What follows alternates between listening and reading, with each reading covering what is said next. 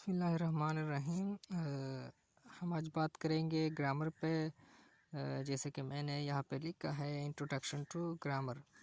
तो grammar is a set of rules that governs language. यानी हमारे पास जो ग्रामर होता है वो सेट ऑफ रूल्स होता है जो लैंग्वेज को गवर्न करता है। यानी ग्रामर जो होता है वो किसी भी लैंग्वेज को एक स्ट्रक्चर प्रोवाइड करता है, क्योंकि अगर हमारे पास स्ट्रक्चर नहीं होगा तो कोई भी लैंग्वेज जो होगी वो हमें एक मीनिंग कन्वे नहीं करेंगे। यानी हमारे पास वर्ड्स होते हैं, अगर हम उन वर्ड्स को एक तरतीब के साथ जॉइन नहीं कर सकते तो वो हमें क्या करेगा, एक मीनिंग प्रोवाइड नहीं करेगा।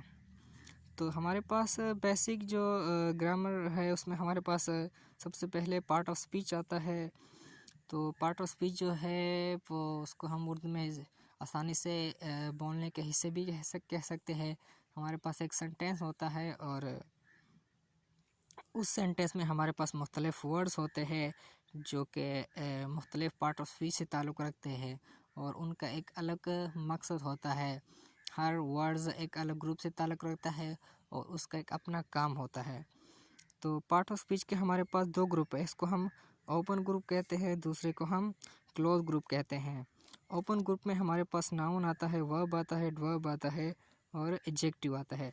जबकि क्लोज ग्रुप में हमारे पास प्रोनाउन आता है, आर्टिकल आता है, प्रीपोजिशन आता है, कंजंक्शन आता है और इंटरजेक्शन आता है।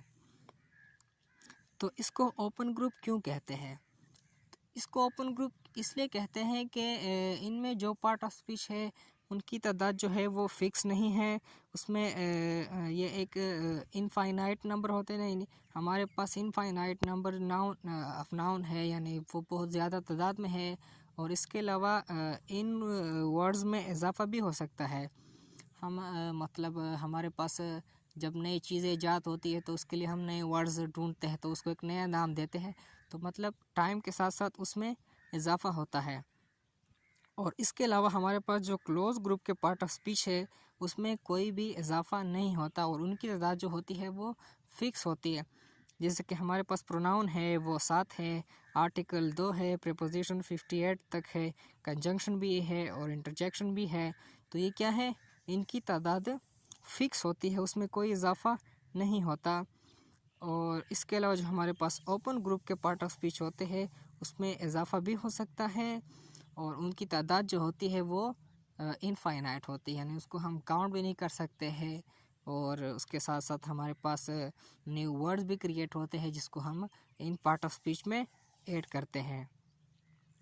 तो ये आज की हमारी वीडियो थी, शॉर्ट इंट्रोडक्शन टू ग्रामर और पार्ट ऑफ स्पीच की। इसके अलावा हम अब एक एक करके noun, verb, adverb, adjective, pronoun, article, preposition, conjunction, interjection, इनको एक एक करके एक्सप्लेन करेंगे इंशाल्लाह।